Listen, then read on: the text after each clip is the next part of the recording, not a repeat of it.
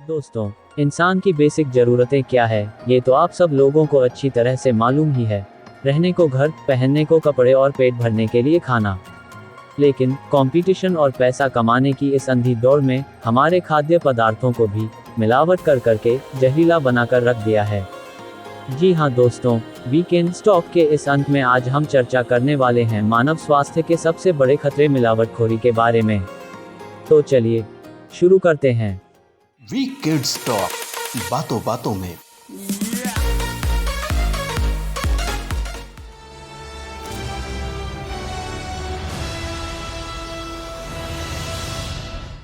दोस्तों, हम सुबह से शाम तक जितने भी प्रोडक्ट्स यूज करते हैं उन सभी में बड़ी तादाद में मिलावट की जाती है। भारत में तो यह समस्या बहुत ही गंभीर है।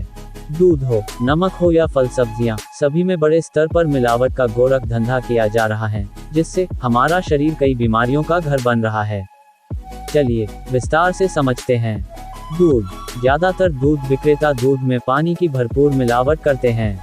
यह फिर भी हमारे लिए उतना हानिकारक नहीं है, लेकिन हद तो अब हो रही है। फैट बढ़ाने के लिए मिलावटखोर दूध में वनस्पति तेल मिलाते हैं, यूरिया मिलाते हैं, स्किम मिल्क पाउडर मिलाते हैं। कुछ तो दूध में कपड़े धोने का डिटर्जेंट, सोडा, स्टार्च और वॉशिंग पाउडर भी मिला देते हैं। वहीं घी में भी तेल, वनस्पति घी, आलू आदि की मिलावट की जाती है। ऐसे में आपका जागरूक रहना बहुत जरूरी है। अब आपको बताते हैं कैसे जाने असली और मिलावटी दूध में फर्क। दूध में पानी की मिलावट जांचने के लिए किसी चिकनी सतह पर दूध की कुछ बूंदें गिराएं। अगर यह बूंदें बगैर निशान छोड़े तेजी से आगे बह जाए तो इसमें पानी मिला हुआ है। वहीं दूध अगर शुद्ध होगा तो वह धीरे धीरे बहेगा और सफेद धब्बा छोड़ जाएगा। अगर दूध में सोडा, स्टार्च और वॉशिंग पाउडर मिला हो तो इसमें से साबुन की गंध आती है और स्वाद में भी कड़वाहट रहती है। यदि आप नकली दूध को कुछ वक्त के लिए स्टोर करें तो इसका रंग पीला पड़ जाता है, जबकि असली दूध में ऐसा कुछ भी नहीं होता। नकली दूध को हाथों पर रगड़ने से चिकनाहट महसूस होती है, पर असली दूध में नहीं। वहीं अगर घी की शुद्धता जांचनी हो तो थोड़ा घी हाथों में रगड़ें। इसे करीब 15 मिनट बाद सूंघ कर देखें। अगर खुशबू आनी बंद हो जाए तो मान लीजिए कि यह मिलावटी घी है। देसी घी की पहचान के लिए हाथ को उल्टा करके उस पर थोड़ा सा घी रगड़ें। अगर घी में दाने आए तो समझ जाएं यह नकली है। असली घी हाथ पर लगाते ही ऑब्जर्व हो जाता है। यही पहचान का सबसे आसान तरीका है। यह भी आप ट्राई कर सकते हो कि एक चम्मच घी में 4-5 बूंदे आयोडीन की मिलाएं।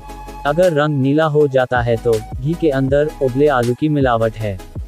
एक चम्मच घी में 1 चम्मच हाइड्रोक्लोरिक एसिड और 1 चुटकी चीनी मिला लें।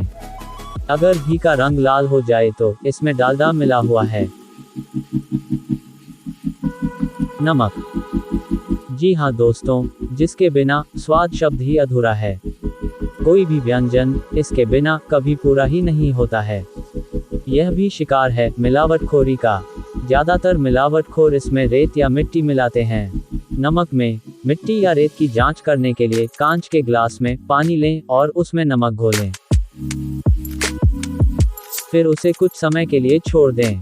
अगर नमक में रेत या मिट्टी की मिलावट होगी तो वह ग्लास की तलहटी में जरूर दिख जाएगी। अब लाल मिर्च और हल्दी की ही बात करें तो मिर्च में मिलावट के तौर पर ईंट या कबेलू का बारीक पिसा हुआ पाउडर प्रयोग किया जाता है, जिसमें कृत्रिम रंग भी मिला हुआ होता है। वहीं हल्दी में मेटानिल येलो नामक रसायन की मिलावट की जाती है, जो आपको कैंसर जैसी घातक बीमारी का शिकार बना सकती है। मिर्च में मिलावट की जांच के लिए मिर्च को पानी में डालकर देखा जा सकता है। अगर लाल मिर्च पाउडर पानी में तैरता नजर आए तो वह शुद्ध है, लेकिन यदि वह डूब जाए तो आप समझ लीजिए कि वह मिलावटी है। वहीं हल्दी पाउडर में कुछ बूंद हाइड्रोक्लोरिक एसिड और उतनी बूंदे पानी की डालकर देखें। अगर हल्दी का रंग गुलाबी या बैंगनी हो जाए तो समझ लीजिए कि हल्दी में मिलावट है। दोस्तों, अब टाइम है क्विज का। पिछले हफ्ते हमने आपसे पूछा था कि हमारी राष्ट्रीय भाषा कौन सी है। हिंदी, इंग्लिश, देवनागरी या इनमें से कोई नहीं। सही जवाब है इनमें से कोई नहीं। जी हाँ, आप में से ज्यादातर लोग सोच रहे होंगे हिंदी हमारी राष्ट्रीय भाषा है। दरअसल भारत की कोई राष्ट्रभाषा है ही नहीं। रहा प्रश्न हिंदी का तो यह एक राजभाषा है, यानी कि राज्य के कामकाज में इस्तेमाल की जाने वाली भाषा। भारतीय संविधान में किसी भी भाषा को राष्ट्रभाषा का दर्जा नहीं मिला हुआ है। भारत में 22 भाषाओं को आधिकारिक दर्जा मिला हुआ है, जिनमें हिंदी के साथ साथ अंग्रेजी भाषा भी शामिल है। और इस हफ्ते सही उत्तर देने वाले व्यूअर के नाम ये रहे। कांग्रेचुलेशन। अब इस हफ्ते का प्रश्न। स्क्रीन पर दिखाई दे रही यह इमेज किस प्रसिद्ध राजनेता और सुविचारक की है? आपके जवाब हमें कमेंट बॉक्स में लिखें। सही उत्तर आपको मिलेगा अगले एपिसोड में। सही जवाब देने वाले व्यूअर्स के कमेंट शामिल किए जाएंगे। Let's now enjoy the remaining part of this episode. मिठाइयाँ। दिवाली पर अपने प्रियजनों का मुंह मीठा कराने, उन्हें उपहार देने और लक्ष्मी गणेश जी को भोग लगाने के लिए ज्यादातर लोग बाजार से मिठाइयाँ खरीदते हैं। सामान्य दिनों की अपेक्षा दिवाली के अवसर पर मिठाइयों की बिक्री बढ़ जाती है, तो दुकानदार ज्यादा मुनाफा कमाने के चक्कर में मिठाइयों और मिठाई बनाने में इस्तेमाल होने वाले कच्चे सामानों में भारी मात्रा में मिलावट करते हैं। आपने जो मिठाई खरीदी है वह सही है या नहीं, ऐसे जांचें। जिन मिठाइयों को सिल्वर फॉइल यानी चांदी वर्क से रैप किया जाता है, उसे अंगुली से टच करके देखें। अगर सिल्वर फॉइल आपकी अंगुली पर चिपक गई तो समझे मिठाई मिलावटी है। ज्यादा दिन पुरानी या बासी मिठाई की पहचान सूंघकर और चखकर की जा सकती है। अगर अजीब सी गंध आ रही हो या टेस्ट करने पर खारी खारी सी लगे तो मिठाई न लेवें। इससे खुद को फूड पॉइजनिंग से भी बचाया जा सकता है।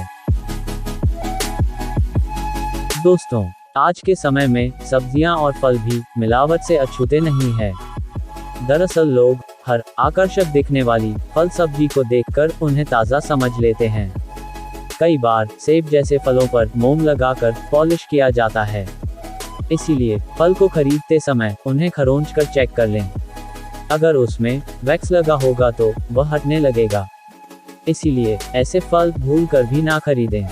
जिन फलों को नेचुरल तरीके से पकाया जाता है वो वजन में भारी होते हैं और उनमें दाग धब्बे भी नहीं होते हैं, साथ ही उनका रंग भी एक सरीखा होता है।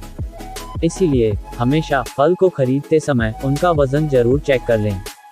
इसके अलावा खट्टे फल जैसे नींबू, कीनू, संतरे, अंगूर आदि पर अगर भूरे रंग के धब्बे हो तो उन्हें नहीं खरीदें।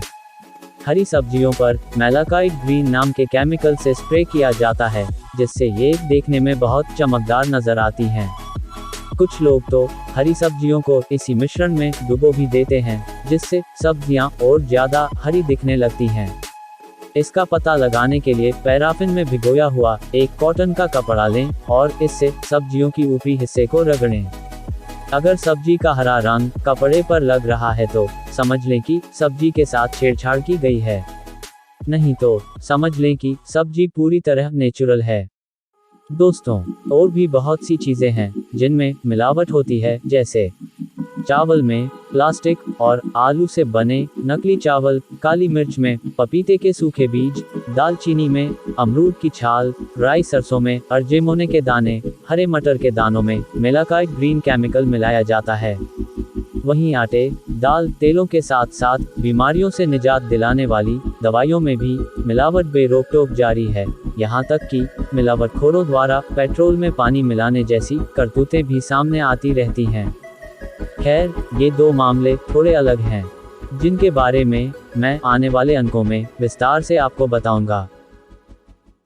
दोस्तों, खाद्य पदार्थों में मिलावट करने वाले लोग किसी के भी जीवन के बारे में फिक्रमंद नहीं होते हैं।